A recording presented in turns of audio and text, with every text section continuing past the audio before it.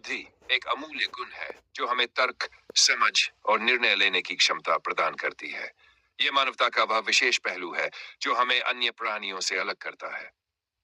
बुद्धि के विभिन्न प्रकार होते हैं, जैसे तार्किक, भावनात्मक, सामाजिक और सांस्कृतिक बुद्धि।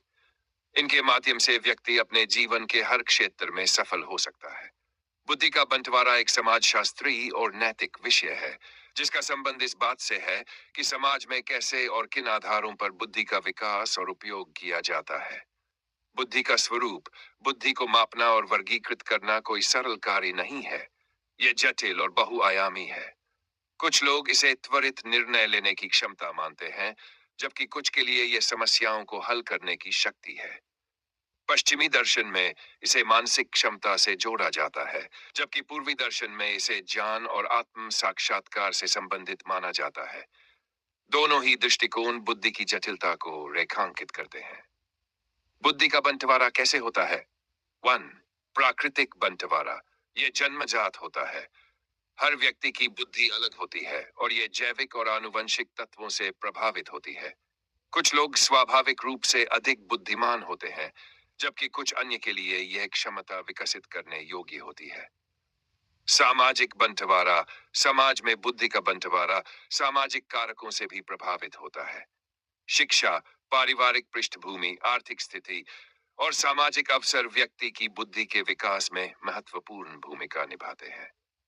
धनी और शिक्षित परिवारों के बच्चे अक्सर बेहतर शैक्षिक संसाधनों तक पहुंच प्राप्त कर सकते हैं, जबकि गरीब परिवारों के बच्चों को ऐसे अवसर प्राप्त नहीं हो पाते।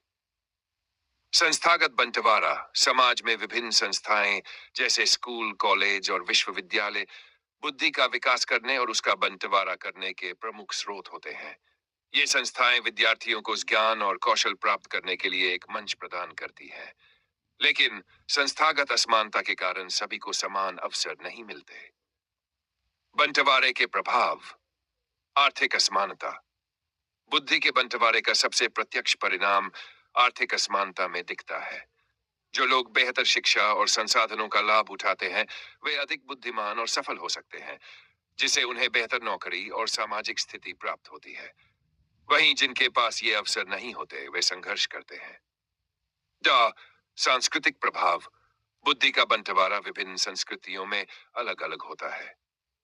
पश्चिमी समाजों में तार्किक और वैज्ञानिक बुद्धि को अधिक महत्व दिया जाता है, जबकि पूर्वी समाजों में आध्यात्मिक और भावनात्मक बुद्धि की अधिक सराहना की जाती है। यह सांस्कृतिक दृष्टिकोण व्यक्ति की बुद्धि के विकास और समाज में उसके स्थान को प्रभावित करता है। मानसिक स्वास्थ्य पर प्रभाव। यदि किसी व्यक्ति को समाज में उसकी बुद्धि के आधार पर कमतर आंका जाता है, तो इसका उसके मानसिक स्वास्थ्य पर नकारात्मक प्रभाव पड़ सकता है। ऐसे लोग हीन भावना से ग्रस्त हो सकते हैं, जिससे उनके आत्मसम्मान में कमी आ सकती है। समाधान के प्रयास। समान शिक्षा व्यवस्था। बुद्धि के बंटवारे को संतुलित करने के लिए शिक्षा प्रणाली में सुधार आवश्यक है। यदि सभी को समान शैक्षिक अवसर प्रदान किए जाए, तो समाज में असमानता को कम किया जा सकता है। शिक्षा का उद्देश्य केवल रोजगार प्राप्त करना नहीं, बल्कि मानसिक और नैतिक विकास भी होना चाहिए। समाज में समान अवसर। ये सुनिश्चित करना चाहिए कि सभी वर्गों के लोगों को समान अवसर मिले, चाहे वह रोजगार हो, शिक्षा हो या स्वास्थ्य सेवाएं। सभी को उनकी योग्यता के आधार पर न्याय संगत अवसर मिलने चाहिए। समावेशी दृष्टिकोण। हमें बुद्धि के बंटवारे के प्रति एक समावेशी दृष्टिकोण अपनाने की आवश्यकता है, जिसमें हर प्रकार की बुद्धि को मान्यता दी जाए, चाहे वह वैज्ञानिक हो, कलात्मक हो या फिर सामाजिक। हर तरह की बुद्धि का समाज में योगदान महत्वपूर्ण होता है। निष्कर्ष। बुद्धि का बंटवारा एक जटिल प्रक्रिया है, जिसमें जैविक, सामाजिक और सांस्कृतिक कारक शामिल होते हैं। समाज में यह असमानता उत्पन्न कर सकता है, लेकिन इसे संतुलित करने के प्रयास किए जा सकते हैं। शिक्षा, समान अवसर और समावेशी दृष्टिकोण इस असमानता को कम करने के महत्वपूर्ण साधन है।